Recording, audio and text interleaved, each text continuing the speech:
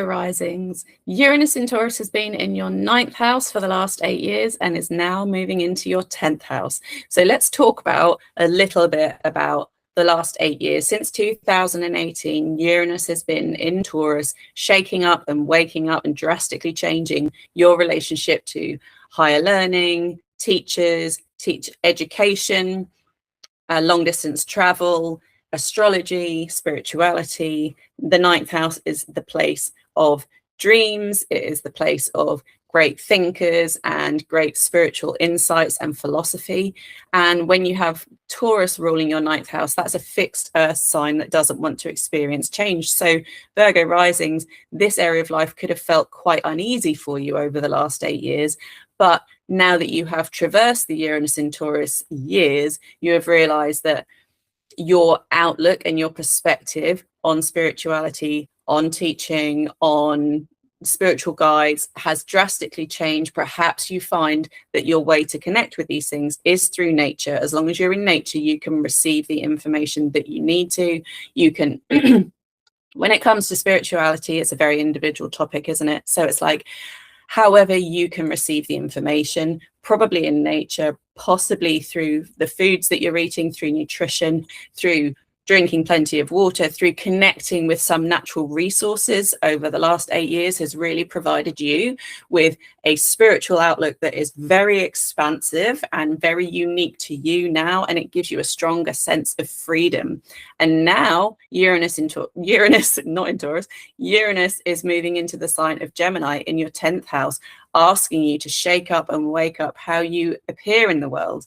Perhaps you are thinking about becoming a parent. Perhaps you have been a parent and now you're thinking about becoming an empty nester. Perhaps you are thinking about your public image at work. You're thinking about promotions, or you're thinking about climbing the career ladder, or you're thinking about becoming your own boss here in the 10th house. There's lots of opportunity here with Uranus in your 10th house in the sign of Gemini to start sharing much more publicly your ideas, your writing, your words matter.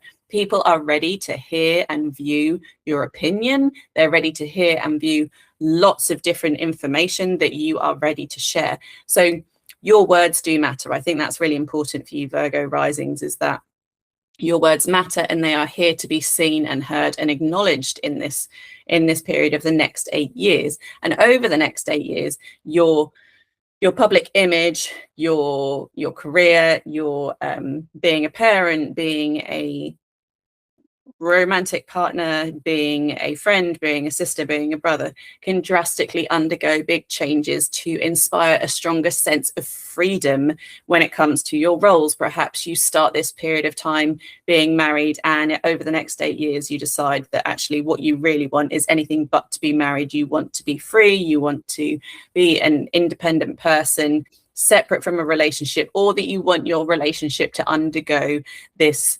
experience of finding freedom within the relationship. Perhaps however you view your public life as a couple at this period of time can undergo a drastic period of change and redirection over the next 8 years to accommodate a stronger sense of curiosity and freedom, and making things more about community. Perhaps short journeys are involved.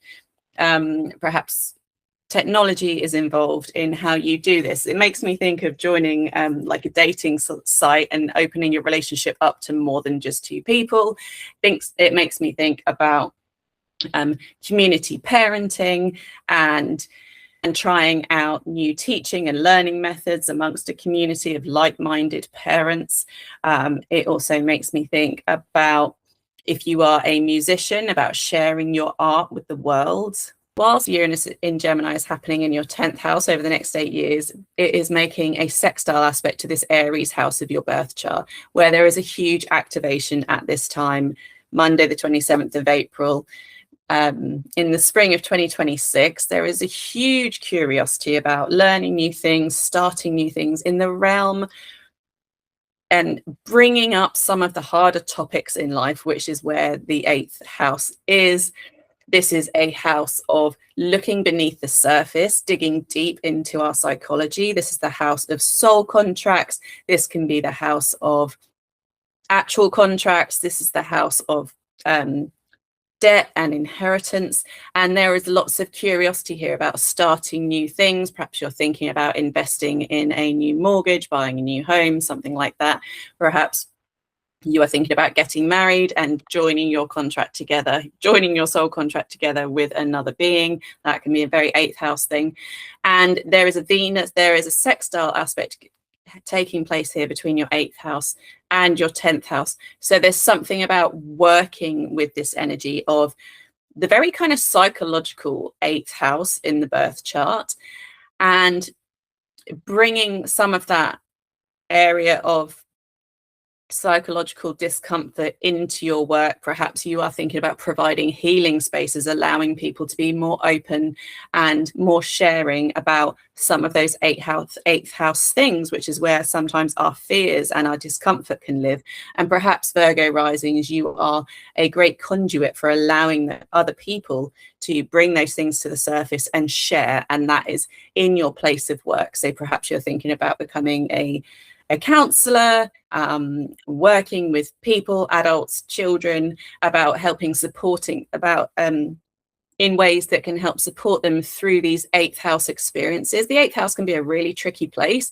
So bringing things like the 8th house out into the open so that it can be processed through speech, writing, communication, sharing of images, and perhaps you playing music or utilizing sound waves. Virgo risings, perhaps you are going to start offering sound baths, for example. This would work really nicely for your 10th house.